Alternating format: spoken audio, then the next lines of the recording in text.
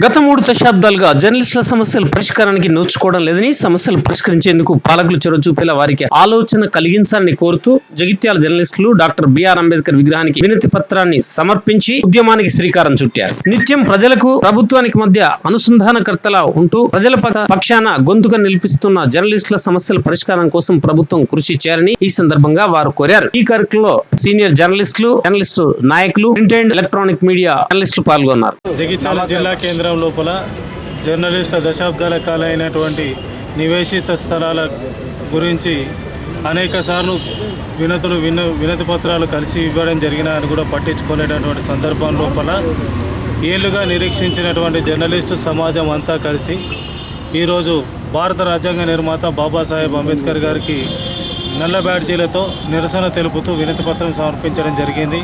రాజ్యాంగం లోపల ఉన్నటువంటి హక్కులను, పాత్రికేయులుగా మేము చేస్తున్నటువంటి బాధ్యతలను, మా విద్యుత్ ధర్మాన్ని పాటిస్తూ మాకున్నటువంటి హక్కుల గురించి మేము పోరాడుతూ ఉంటే కనీసం పట్టనట్టుగా వ్యవహరిస్తున్నటువంటి నిర్లక్ష్య వైఖరిని నిరసిస్తూ ఈరోజు అంబేద్కర్ గారికి వినతి పత్రం సమర్పించడం జరిగింది.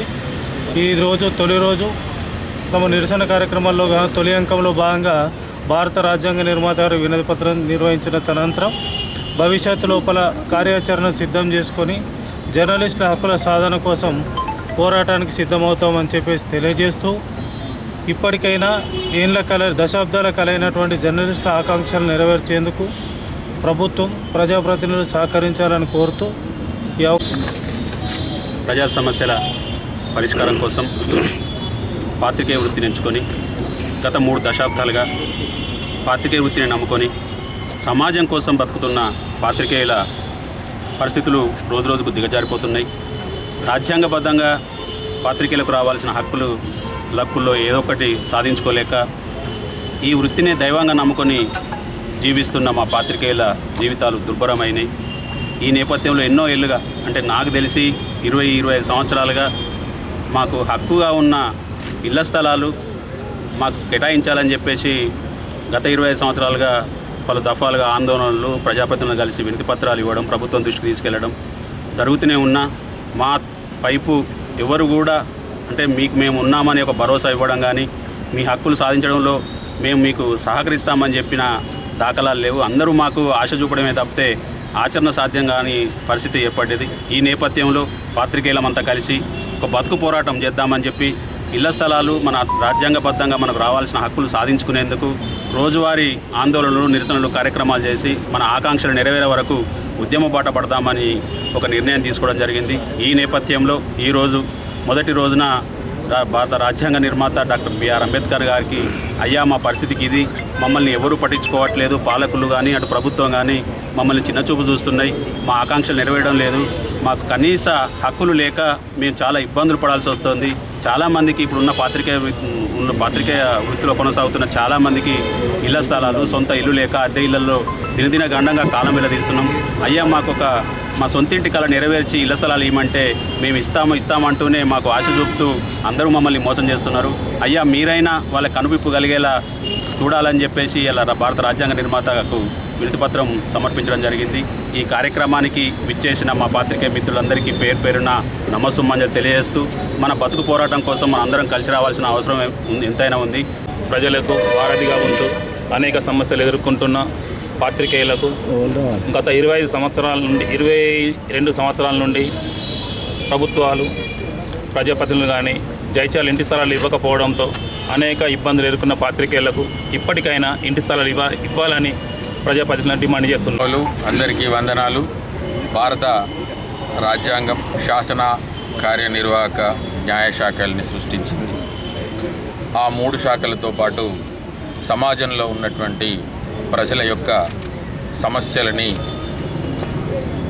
ప్రపంచం ముందుకు తీసుకొచ్చి ప్రజాస్వామ్యాన్ని బతికించేటువంటి ఒక గొప్ప బాధ్యతని ప్రెస్కి అప్పగించింది. భారత రాజ్యాంగం ఇచ్చిన హక్కుల ప్రకారం ఏర్పాటైనటువంటి పాత్రికేయ రంగంలో సుదీర్ఘకాలంగా మేము పనిచేస్తూ ఉన్నాం.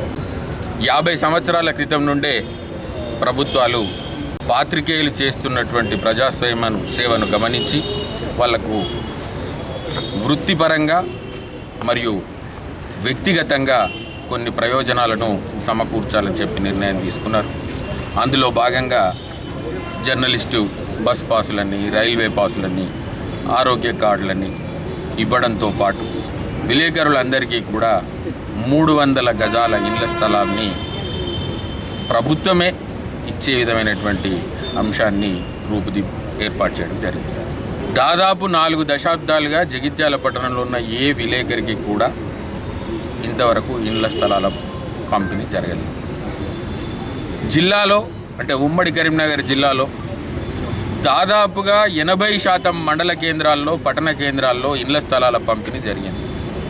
కరీంనగర్ లాంటి అభివృద్ధి చెందిన ఉమ్మడి జిల్లా కేంద్రమైన కరీంనగర్లో కూడా ఇప్పటికీ 3 దఫాలుగా ఇళ్ల స్థలాల పంపిణీ విలేకరులకు చేశారు.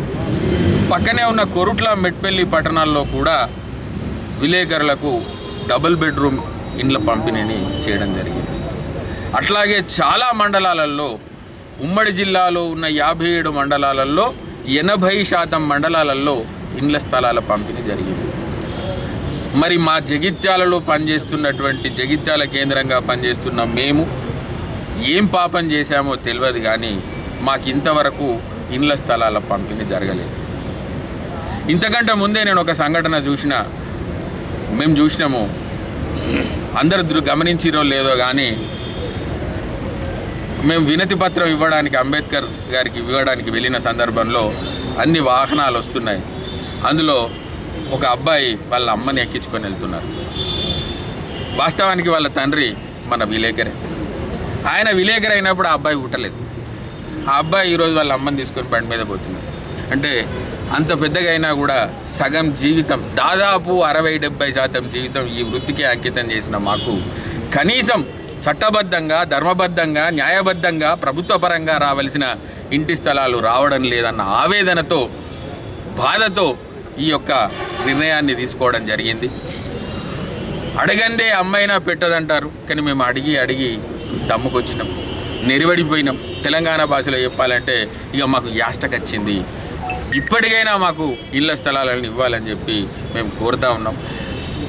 పెద్దలందరూ, అట్లాగే జగిత్యాల ప్రజలు, జగిత్యాల చుట్టుపక్కల ప్రజలు అందరూ గుర్తించాల్సిన విషయం ఏంటంటే, మేము ఎవ్వరికీ వ్యతిరేకం కాదు. మేము అందరి వాళ్ళము, మాకు అందరూ ముఖ్యులే. మేము అందరికీ సవినయంగా చేతులు జోడించి మరీ హృదయపూర్వకంగా నమస్కారాలు చెప్తూ వేడుకుంటున్నాం. మా పరిస్థితిని పరిశీలించండి. ఇక్కడ తప్పు పట్టుకోకూడదు, కానీ చాలా కుల సంఘాలకు స్థలాలు ఇచ్చారు. కలం సంఘంలో ఉన్న మాకు కూడా ఇండ్ల స్థలాలు ఇచ్చి మమ్మల్ని అందరినీ కూడా ఒక స్థిరమైనటువంటి వ్యక్తులుగా మార్చాలని, ఒక నమ్మకాన్ని, జీవితం పైన భరోసాను ఇవ్వాలని కోరుకుంటూ ఈ కార్యక్రమం ఈరోజు అంకురార్పణ జరిగింది. తదుపరి భవిష్యత్తులో వివిధ రూపాలలో మా యొక్క అభిప్రాయాల్ని, మా యొక్క నిరసన అనే అంత పెద్ద మాటను నేను వాడను, కానీ మా యొక్క అభిప్రాయాన్ని, మా యొక్క ఆవేదనను, మా యొక్క అంతరంగంలో ఉన్నటువంటి దుఃఖాన్ని, వేదనని, బాధని అందరి ముందు ఉంచడానికి ప్రయత్నం చేస్తున్నాం. దయచేసి మమ్మల్ని అర్థం చేసుకోవాలని, పెద్ద మనసుతో మాకు సహాయ సహకారాలు అందించాలని ప్రజాప్రతినిధులను, అధికారులను, ప్రజలను, పార్టీల నాయకులను, వివిధ కుల సంఘాల నాయకులను అందరినీ వేడుకుంటున్నాం.